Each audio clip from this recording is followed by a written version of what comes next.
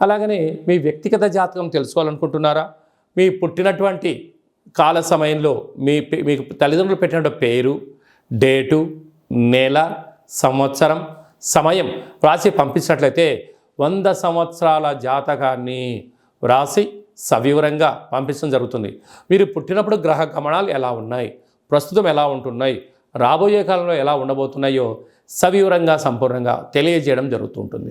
అలాగనే చాలామందికి పుట్టినటువంటి కాల సమయంలో డేటా బర్త్లు లేనటువంటి వారందరికీ మీ పేరు యొక్క మొదటి అక్షరాన్ని అనుసరిస్తూ రాసి తెలియచేస్తూ ప్రస్తుత కాలమాన ప్రకారంగా గ్రహ గమనాలు ఎలా ఉన్నాయి, భవిష్యత్తులో ఎలా ఉండబోతున్నాయో అనేటువంటి విషయాన్ని తెలియచేస్తూ రమణ శాస్త్రం ద్వారా అనగా గవ్వల ద్వారా భూత భవిష్యత్ వర్తమానాన్ని తెలియజేయడం జరుగుతుంది గవ్వల ద్వారా.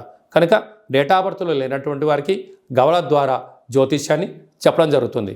కనుక మన వ్యక్తిగత జాతకాన్ని తెలుసుకుందాం, గ్రహాలలో ఉండబడిన దోషాలను తెలుసుకుందాం, తినేటువంటి ఆహారాల్లో, వేసుకునే వస్త్రాల్లో, చేసే పనుల్లో స్వల్పమైన మార్పులు చేసుకుందాం. అద్భుతమైన, ఆనందకరమైన, ఆరోగ్యకరమైన, కుబేర సంపన్నమైన జీవితానికి స్వాగతం పలుకుతాం. కనుక ఆసక్తి గలవారు ఈ కింద మనం సంప్రదించి అపాయింట్మెంట్ తీసుకొని సంప్రదించగలరు. మిథున రాశి వారు ఈ ఆదివారం అమావాస్య పుష్యమి నక్షత్ర సందర్భంగా, కాళ అమావాస్య కాళాష్టమి సందర్భంగా ఎలాంటి విధి విధానాలు పాటించడం వలన జాతకంలో గ్రహయోగం కలిగి మీరు అపార కుబేర సంపన్నులు అవుతారో ఈ వీడియోలో తెలుసుకుందాం. మిథున రాశిలో ఏ నక్షత్రాలు వస్తాయి అనగా మృగశిర నక్షత్రంలోని 3వ పాదం, 4వ పాదం, ఆరుద్ర నక్షత్రంలోని 4 పాదాలు, పునర్వసు నక్షత్రంలోని 1, 2, 3 పాదంలో కలిపితే మిథున రాశి అవ్వడం జరుగుతుంటుంది.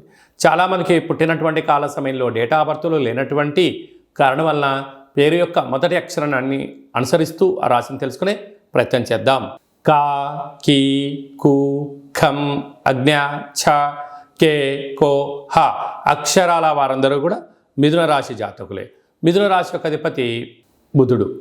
అలాగనే వీరికి ధనావాకు కుటుంబ స్థానంలో రవి సంచారం చేయడం వలన, ఆ రవి భగవానుడు కర్కాటక రాశిలో జలరాశిలో ఉండడం వలన వీరికి పట్టిందల్లా బంగారం అవడం, గళగళ పారుతున్న గోదావరి నదిలాగా మీరు చేస్తున్న కష్టానికి, శ్రమకు తగిన ఫలితము ధనం రాబోతుంది. కనుక దీపం ఉండగానే ఇల్లు చక్కబెట్టుకోవాలని పెద్దవాళ్ళు ఎలా చెప్తుంటారో సమయం, ధనం, ఆరోగ్యాన్ని కాపాడుకునే ప్రయత్నం చేయండి.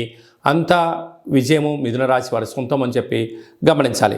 తృతీయంలో బుధ శుక్ర సంచార స్థితి తల్లిదండ్రుల నుంచి, అన్నదమ్ముల నుంచి, అక్కాచెల నుంచి మీకు రావాల్సినటువంటి తరతరాల నుంచి వచ్చే ఆస్తి మీ సొంతం కాబోతుందని చెప్పి గమనించాలి. అర్ధాష్టమ కేతు చిన్న చిన్న విషయాలకు ఆందోళన తగదు. రహస్యమైనటువంటి ధనపరమైనటువంటి వ్యాపార కార్యక్రమాలకు కానీ, ఫోన్ లావాదేవీలు కానీ, ఓటీపీలు కానీ ఎంతో భద్రపరచుకోవాలని చెప్పి జ్యోతిర్విజ్ఞానం తెలియచేస్తుంది. వ్యయంలో కుజుడు గురు సంచార స్థితి ఉండడం వలన, కుజదోష ప్రభావం కారణం వలన, అలాగనే మీ జన్మ నక్షత్రం రోజున, అమావాస్య రోజున వాగ్వివాదాలకు దూరంగా ఉండండి. అదియే కాకుండా నదీ ప్రయాణాలకు దూరంగా ఉండండి. దూర ప్రయాణాలు చేయొద్దు. వీలైనంత వరకు మౌనం, ధ్యానం, ఆధ్యాత్మికత మంచిది.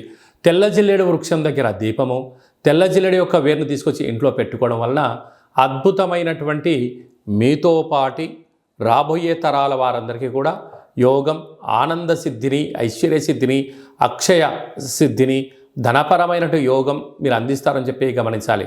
కనుక రుణ సమస్యలకు, రోగ సమస్యలకు దూరంగా ఉంటూ, మౌనంగా ఉంటూ ధ్యానం, ధర్మం, పక్షులకు ఆహారం, కాకులకు ఆహారం, కుక్కలకు ఆహారాన్ని ఏర్పాటు చేయగలిగినట్లయితే కాళభైరవ స్వామికి స్మరణ, ధ్యానము, పూజ చేసుకోవడం వలన మిథున రాశి వారికి అదృష్టం, ఐశ్వర్యం వారి సొంతం కాబోతుంది. అలాగే స్వయం వృత్తులు, సేవా రంగాలు, హోటల్ వ్యాపారాలు, సాఫ్ట్వేర్ ఉద్యోగస్తులు, హార్డ్వేర్ ఉద్యోగస్తులు, వ్యవసాయ సోదరీమణులకు, రియల్ ఎస్టేట్ రంగంలో ఉండబడిన వారందరికీ కూడా ఇది చాలా మంచి కాలము అని చెప్పి గమనించాలి.